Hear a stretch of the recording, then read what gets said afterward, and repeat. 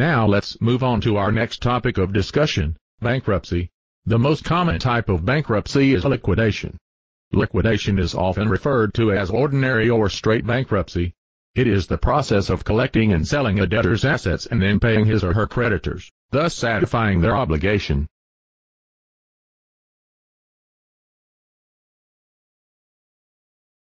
Mr. Malcolm, what is a debtor? A debtor is any person or entity, including corporations and partnerships.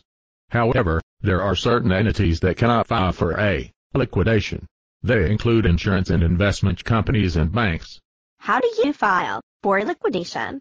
Well, Jane, a person or entity files for liquidation by filing either a voluntary petition, or one or more creditors can file an involuntary petition in bankruptcy on behalf of a debtor.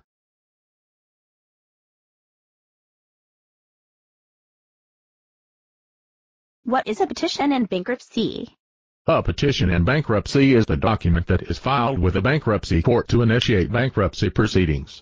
So, what is the difference between voluntary and involuntary bankruptcy? Voluntary bankruptcy is when a debtor files the petition in bankruptcy by themselves, and of their own free will. On the other hand, involuntary bankruptcy is when one or more creditors file the petition, forcing the debtor into bankruptcy, in order to collect all or part of what is owed them. Are there any requirements that a debtor must meet before filing a voluntary petition? Well, Ted, that is a good question. The Bankruptcy Reform Act of 2005 requires that a debtor must receive credit counseling from an approved, nonprofit agency 180 days prior to filing a voluntary petition in bankruptcy. So, how does the court know that a debtor has completed credit counseling?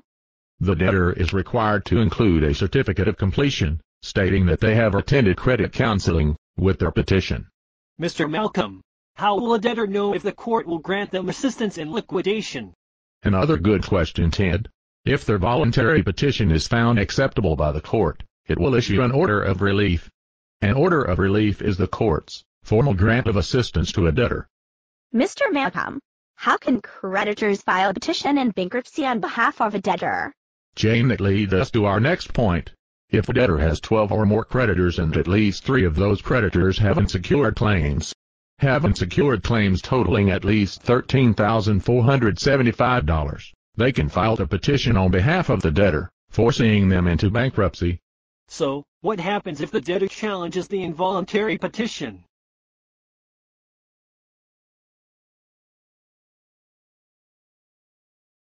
We are short on time. This will be our last question. If the debtor challenges the petition, a hearing will be held. If, during the hearing, the court finds that the debtor has not been paying on their debts as they come due, or if a custodian took possession of a majority of the debtor's property within 120 days of the filing of the involuntary petition, the debtor's challenge will fail. Ted and Jane, thank you for your participation. We will meet back here on the same day and time next week. Have a great weekend.